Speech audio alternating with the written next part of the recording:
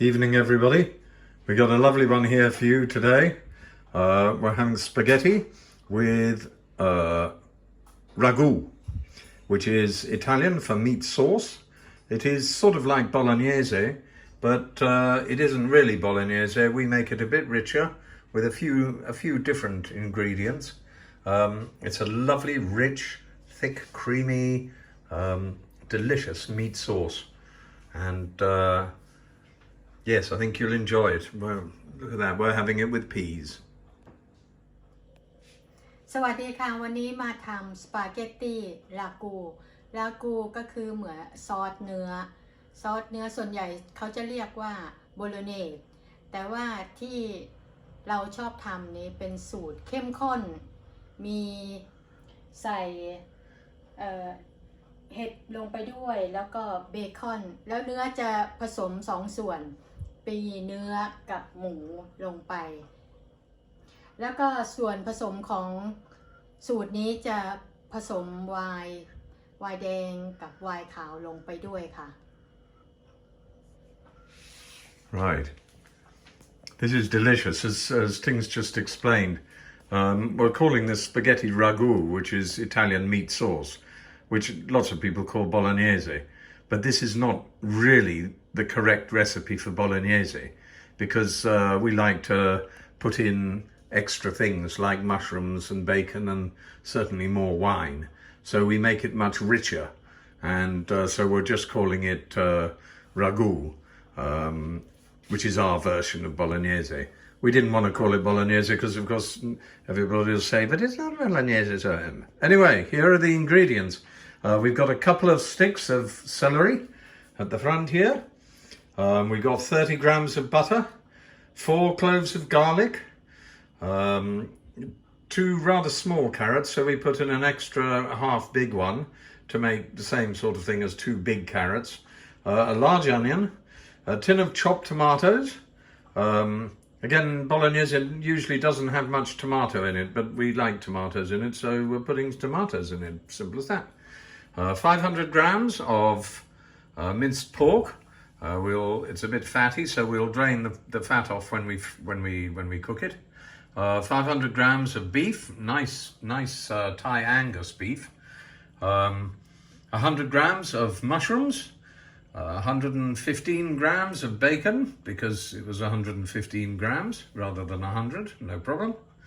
And then we've got milk, low-fat milk, 250 ml of low-fat milk, 100 grams of Parmesan cheese, and we don't put a full quota of cream in.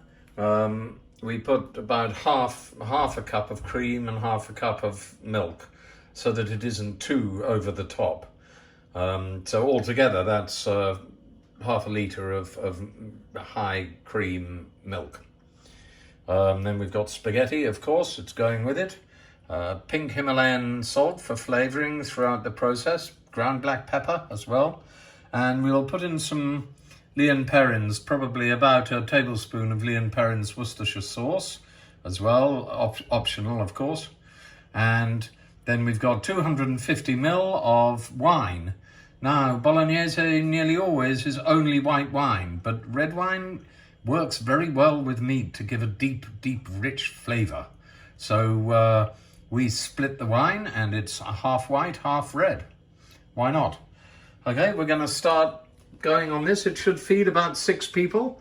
It's wonderful. You can freeze it, you can thaw it, you can microwave it, you can eat it with any kind of pasta.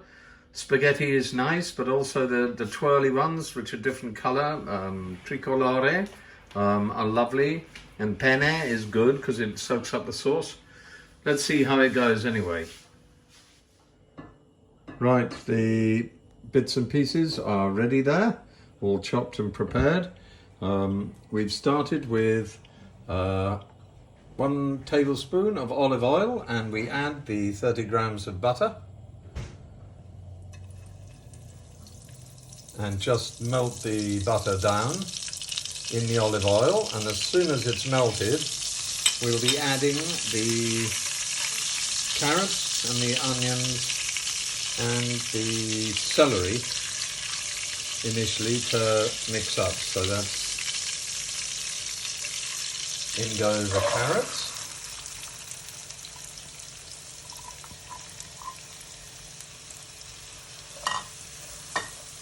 And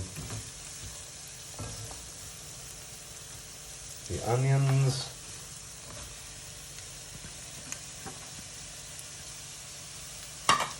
All chopped nice and small. Takes a bit of time, but lovely in the sauce at the end.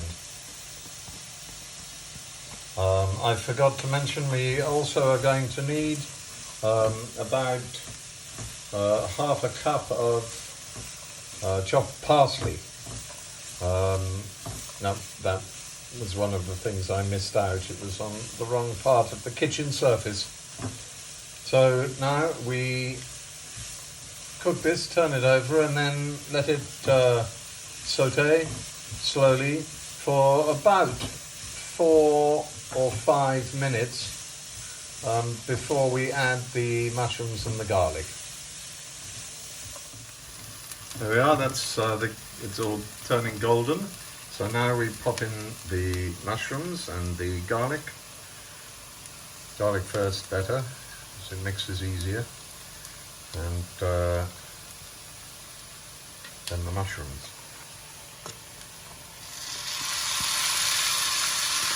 And we'll continue sauteing this for another 2 or 3 minutes for the mushrooms to soften and the garlic to get a bit golden, and for the flavour to mix with the onions and celery and carrots. We'll give it a bit of seasoning now. It can be tasted later on, but the salt and pepper is good in there when the mixture's warm. And we'll give it a stir around quickly, and then take it out of the wok and store it while we do the mince next.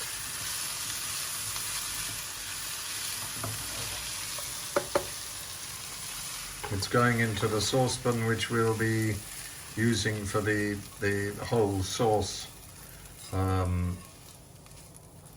contingent at the end. So now we'll clean the wok and then we'll get the mince ready. Wow, I'm getting a bit carried away there. My wife's reminding me now we quickly fry the bacon, which I chopped. You don't add any more oil. Bacon's got its own oil. So you stir it around on quite a high heat and just fry it until it's brownish, and then it can get added to the other mixture already there. The bacon's come out, and so now we move on to the beef is going to go in, the minced beef. We'll do it in 2 batches. We're using the fat that came out of the bacon, and it's quite warm. We want it on quite a high heat because we want to brown the meat as the brown meat has so much flavour. So we break up the mince and fry this probably, I would think, 5 to 8 minutes to try and brown it as much as possible. And of course turn it over, but let it stand for a while so it has a chance to brown. The beef's nearly ready now, so we're just going to drain some of the oil out into a can, which gets thrown away because we really don't want a lot of fat in there, and we don't want to transfer the oil with the beef into the mixture. I think 1 more spoon, darling. 1 more spoon of oil. And the meat's gone brown in places. There are tinges of brown. which will transfer some flavour. So that can come out now, I should think.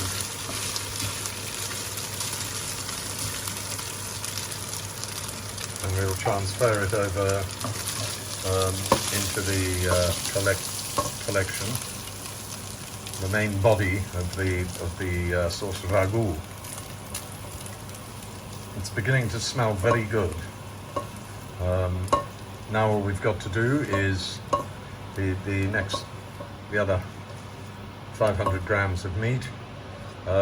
We'll heat the saucepan up first to make sure the saucepan's, oh look at that, that looks good, doesn't it? We'll make sure the saucepan's really, really hot when the pork goes in, because then that'll get browned as well.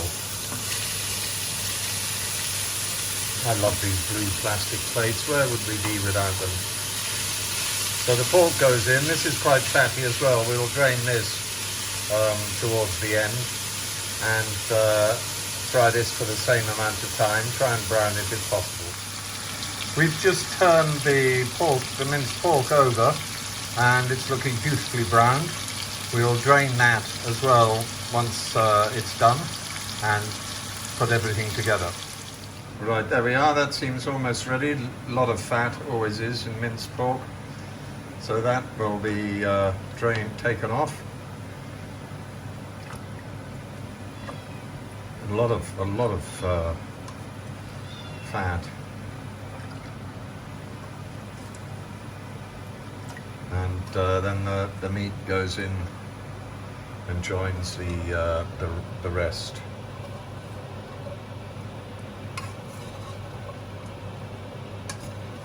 Like so. Right, that's all mixed up together now, and so now we add the tomatoes and their juice. It's nice that these broken tomato in pieces come from Italy, and the milk as well goes in.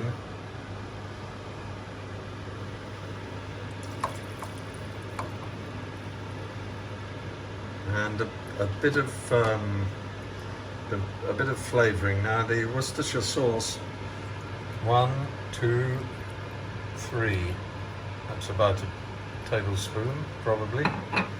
That gets turned round, and then we'll salt and pepper it, and cover it to let it simmer and soak. Now, of course, the longer you can leave it to cook, the better. The flavours come out and the meat becomes more tender. We'll taste the seasoning before we serve it up. We should leave it about half an hour, which is fairly convenient because we haven't got the spaghetti ready yet. As soon as you're ready to dish it up, I'd leave it at least for half an hour to simmer on a low heat and covered as well, so the liquid doesn't disappear completely. Oops, I forgot the wine. I had moved it. Oh dear, the wine goes in as well, of course, so it has time to cook its way through. Yes, I thought it looked a bit dry. Well, there we go. These things happen when your brain is winding down. Yes, that looks much better now. Excellent, excellent. Okay, it's got the wine in it, so now we cover it again and leave it half an hour.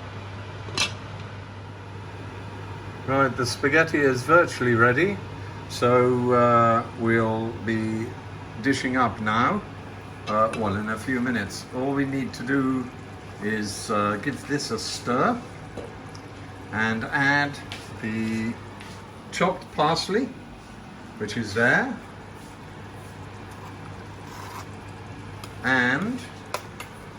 the cream, or we diluted it down with milk, if you remember, because we don't want it to be too rich. And the 100 grams of Parmesan cheese, which our container came in that very amount, so that makes it good. And we'll stir that around. Leave it on a low heat just for the cheese to thicken the sauce, and for the parsley, of course, to dissipate. And if you've got too much sauce, you can heat it now without a lid to reduce the sauce. If you've got not enough, you can always add a bit of water or a bit more milk. It doesn't look too bad like it is there. So yes, good idea. Give it a final taste to see whether it needs any salt, pepper, garlic salt, any more herbs, up to you. Chili powder, whatever. And add more salt. we reckon it needs a bit more salt, so we'll do that. And we'll dish the spaghetti up, and then we'll show you the final product. We're having it with peas, garden peas tonight. So we're just dishing it up now, and as you can see, there's a bit of sauce. One last thing, if you when you taste it, if you feel it's still lacking a bit of something, you can always add a bit of tomato paste. Some people like their sauces much more tomatoey. Anyway, we've got our helpings for tonight, and I think you'll agree that looks absolutely splendid. I hope you enjoy it as much as we will. Recommended with a glass of wine, white or red or both. Have fun.